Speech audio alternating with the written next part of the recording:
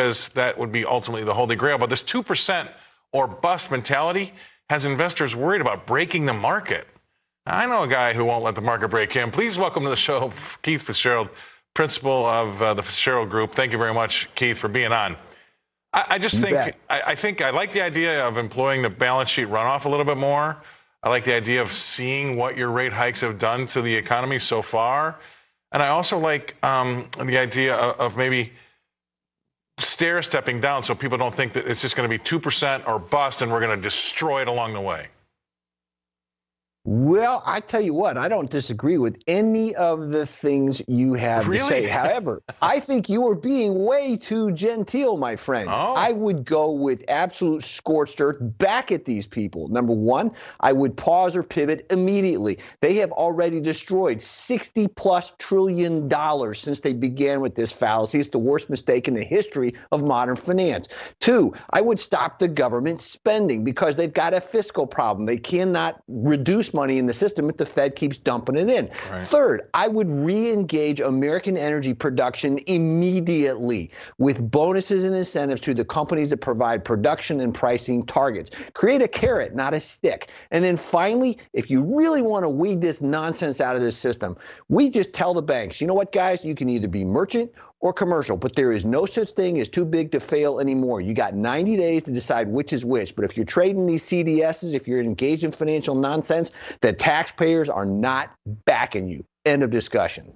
I mean, yes, I think that, you know, what to that point, and my worry is that they're like they're like the bad parent right now. The Fed is the bad parent. They're punishing us, or at least they're coming across as very strict when it's probably not the time to be so strict, right? Because he needs to be a little nuance here, or you're going to find yourself like the Bank of England, right? And that's what I don't want to have happen. And ultimately, I say this: if it is 2% or bust, and you do bust it, that could be a bigger problem trying to put it all back together again. You know what I mean? Well, it does. And I said back in January that the Fed is going to risk a global depression, not the recession that everybody was talking about, if it doesn't get its act right. I don't think, Scott, that the Fed actually knows what it's doing. So that's the fundamental issue to me. This isn't a matter of should we pivot, should we pause, should we this. I mean, at the end of the day, I don't think the Fed understands how real money works, which is why it cannot come to terms with the damage that it's doing. If they really wanted to do something, they would take a page from the Reagan era. They would go out and purchase all of the undervalued currencies in an effort to stabilize the world's currency system. They wouldn't try to make everybody poor to fix the system.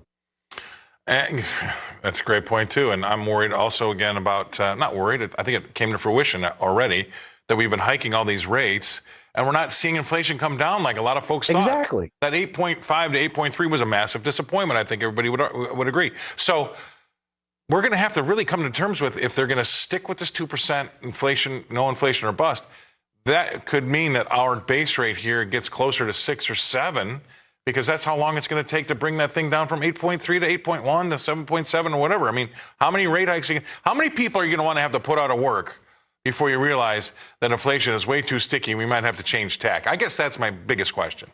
That is the letter I want to write to Chairman Powell. What's your number? What's it going to take for you to stop, reconsider, and gather new information because your current course of action is not working? Every private executive has a number. Every business owner has a number. They have to hit these numbers, or they go back to the drawing board and figure out what to do next because the current approach isn't working. The Fed is above that, or disregarding that, or actively isn't even aware of that. But that points out the inherent fallacy in thinking that they're going to fix it when they caused this mess to begin with.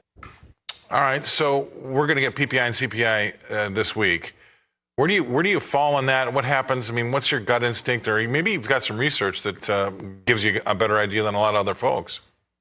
Well, my underwriting or overriding arching conclusion is that the numbers are as cooked as a Christmas goose. So I don't really care what the numbers are, frankly, Scott. I don't.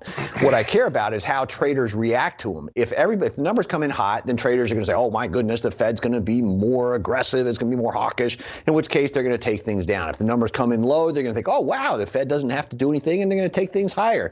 I don't really care. What I'm going to focus on is where do the individual companies and all this go? Do I have a buying opportunity, a great company like Apple or Microsoft, or can I swoop in and get Tesla? Or, I mean, there's dozens of names out there that are still great businesses, no matter what the macro situation is. So that's how I'm going to look at the number. I'm going to turn off the volume. It's going to make a great substitute for Animal Planet. Right, because to your point, the way that you can invest in these good companies is if you have some money left over, right? And I just think it's disingenuous to tell all the folks in America, we're going to get out in front of this, we're going to get it done quickly, because they're not. And so you've seen the savings rates plummet. You've seen credit cards usage go through the roof because everybody thinks it's going to be a short-term deal. Well, it's not. And that's the problem. And I think mom and pop are going to be paying for these bad decisions from a Fed and the administration for spending too much money as well. They're equally, liable. And I think that that's the problem. It's not going to go away. Look, it's probably not going to take 4 presidential terms this time around, but it did the last time around. So just keep that in mind, right?